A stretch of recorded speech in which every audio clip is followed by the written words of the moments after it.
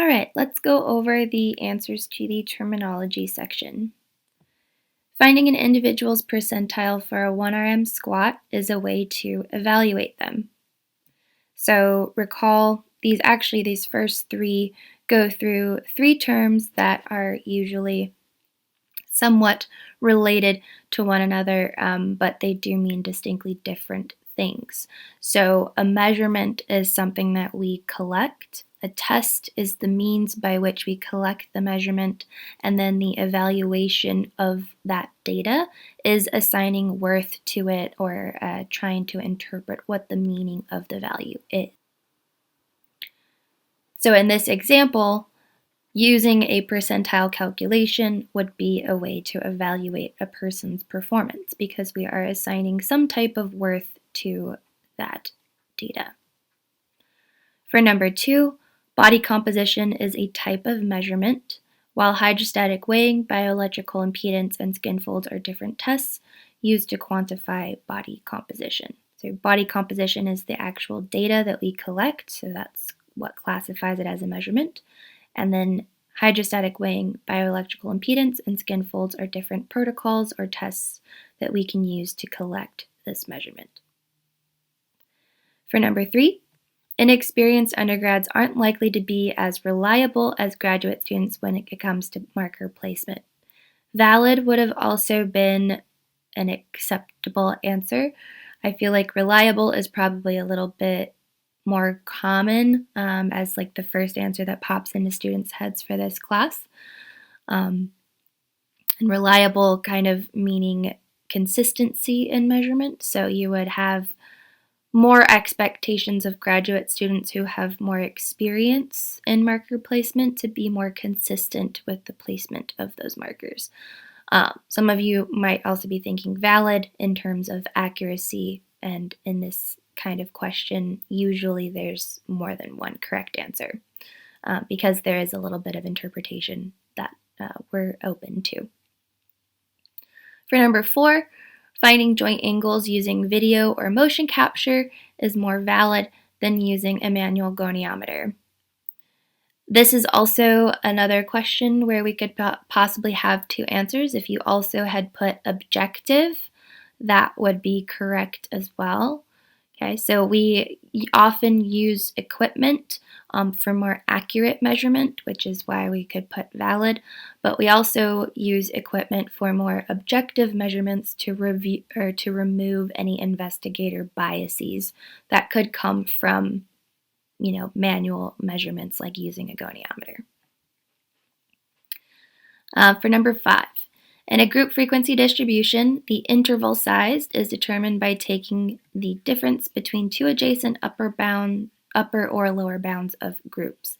Now, interval in our word bank could be referring to interval size as we have in group frequency distributions, and it also could be referring to interval type data, which are similar to ratio data with the exception that there is no absolute zero, or there is an absolute zero kind of in the data. So there can be a zero value, but it is not the starting point of the data, if that makes sense.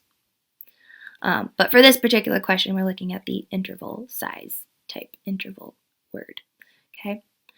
Number 6, a researcher not treating subjects as the same is an example of investigator error, and it affects internal validity. So we had a list of different things that could affect internal validity, which is in reference to the internal accuracy of the study. So are the methods that we employ to collect our data actually measuring what we're trying to measure without the influence of other factors?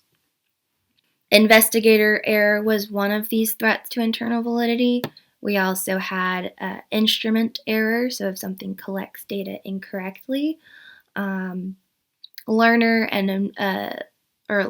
or exposure effects, and then extraneous variables or confounding variables is what we also called them.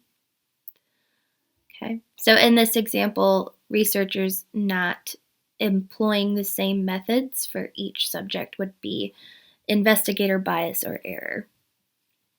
affecting the internal validity. Number 7. The coefficient of variation can be used to compare the variability of data from different units of measurement.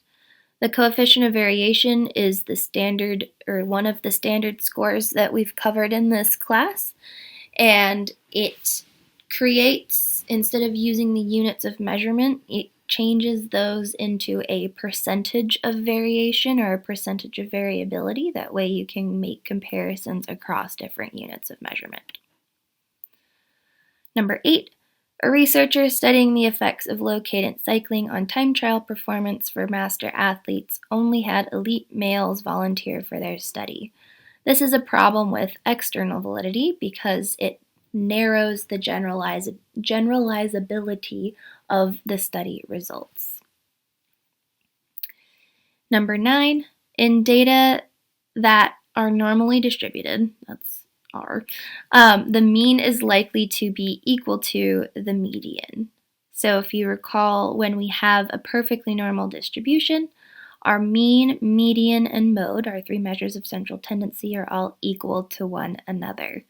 Once we start having skewness, that's when they no longer align. For number 10, we would calculate a z-score when estimating a percentile for a given raw score in a sample. So recall, when we have our percentiles, exact percentiles are based off of the sample distribution. Its shape as is, doesn't matter if it's normal or not. If we're estimating a percentile, that's when we use z-scores, and z-score percentages or probabilities are all based on the fact that you have a perfectly normal distribution where 50% of your scores are on the left side of the mean and 50% of your scores are on the right side of the mean. So when we're estimating a percentile, we use z-scores to calculate that. In our next video, we will cover the answers and procedures for the conceptual scenarios section.